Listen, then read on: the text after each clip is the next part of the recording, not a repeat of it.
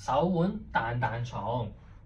咁呢次咧，我哋咧就會彈一個好似和弦嘅，但係我哋分開兩派嚟彈，其實都係呢3個音。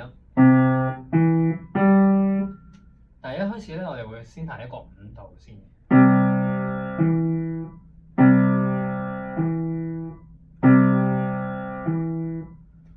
大家留意到咧，我手腕係做過啲咩咧？頭先咁再留意多一次喎，我哋有個動作。我哋個手腕咧會有輕柔地嘅落同埋上，所以除咗頭先咧我哋分開2個音咧，我哋會有好似一個開門鎖嘅動作之外咧，如果我哋彈一個5度加埋一個單音嘅話咧，我哋可以有一個咁嘅動作，亦都有啲似小貓喵喵叫。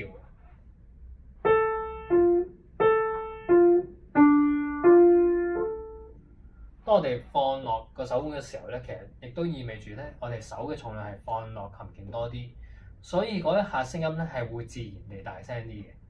當我哋隻手咧拎翻上嚟嘅時候咧，就自然會輕啲。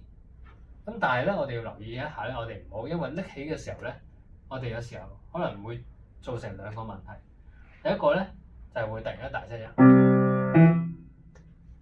第二個問題咧就係會突然間斷咗，好似頭先咁樣啦。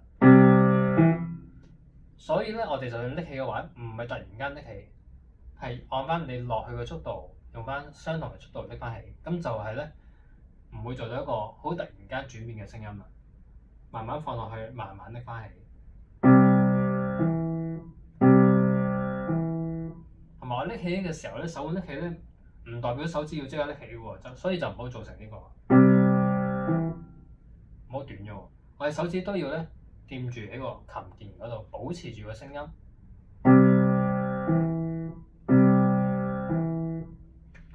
係啦，呢個咧其實係為咗我哋之後咧可以一次過彈到呢3個音而準備嗰個嘅練習。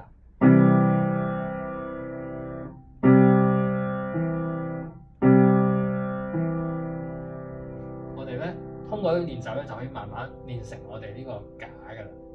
咁右手一樣啦。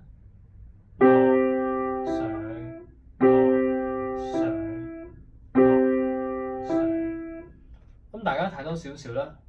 如果呢個架咧做得好嘅話咧，大家會見到啲顴骨咧呢個位咧都係會突翻起嘅。咁但係如果一開始咧個架咧做得唔好嘅時候咧，可能會造成呢個情況。呢啲顴骨嘅位咧會凹咗入去。咁呢陣時咧我要提示啦，咦，間屋仔要出翻嚟喎，裏邊咧要好似揸到一個波仔，或者揸到一個包，就唔好咁樣你就揸唔到一個乒乓波啊，或者一個包咁樣。大家要留意一下啦。